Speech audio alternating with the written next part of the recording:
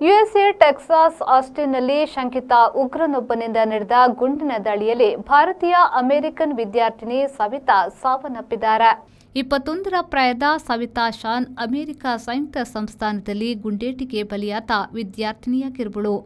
Austin ಪೊಲೀಸರಂತೆ ಮತ್ತೊಬ್ಬ ಸಾವು ಕಂಡ ಯುವಕ 19ರ ರೈಡರ್ ಹ್ಯಾರಿಂಗ್ಟನ್ ಸರಣಿ ಗುಂಡು ಹಾರಿಸಿದವನು ಉಗ್ರಗಾಮಿ ಎಂದು ಪೊಲೀಸರು ಸಂಶಯಿಸಿದ್ದಾರೆ. ಆತನನ್ನ ಸ್ಥಳದಲ್ಲೇ ಪೊಲೀಸರು ಗುಂಡಿಟ್ಟು ಕೊಂದಿದ್ದಾರೆ. ಪೊಲೀಸರು ಉಗ್ರನ ಗುಂಡಿಗೆ ಬಲಿಯಾದ 2 ಶವಗಳನ್ನು ವಶಕ್ಕೆ ಪಡೆದಿದ್ದಾರೆ. ಇನ್ನು ಒಬ್ಬನು ಮರಣಿಸಿದ್ದಾಗಿ ಸಾರ್ವಜನಿಕರು ಹೇಳುತ್ತಿದ್ದಾರೆ. 13ಕ್ಕೂ ಹೆಚ್ಚು ಜನರು ಉಗ್ರನ ಗುಂಡು ದಾಳಿಯಿಂದ ಗಾಯಗೊಂಡಿದ್ದಾರೆ. ಅವರಿಗೆ ಆಸ್ಪತ್ರೆಯಲ್ಲಿ ಚಿಕಿತ್ಸೆ ನಡೆದಿದೆ.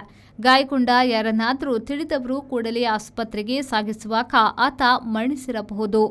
ಆ ಬಗೆಗೆ ಮಾಹಿತಿ ಸಂಗ್ರಹಿಸುತ್ತಿರುವುದಾಗಿ ಪೊಲೀಸರು ತಿಳಿಸಿದ್ದಾರೆ. ಪೊಲೀಸರಿಂದ ಕೊಲ್ಲಲ್ಪಟ್ಟ ದಾಳಿಕೋರನನ್ನ 51ರ ಪ್ರಾಯದ ಎಂಟಿಯಾಗ್ ಡಿಯಾಕ್ನ್ ಎಂದು ಗುರುತಿಸಲಾಗಿದೆ.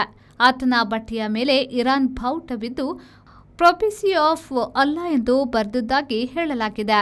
ಸವಿತಾ ಶಾನ್ ಮೆಕಾಮ್ಸ್ ಸ್ಕೂಲ್ ಆಫ್ ಬಿಸಿನೆಸ್ ಉನ್ನತ ಪದವಿ ಓದಿದ್ರು.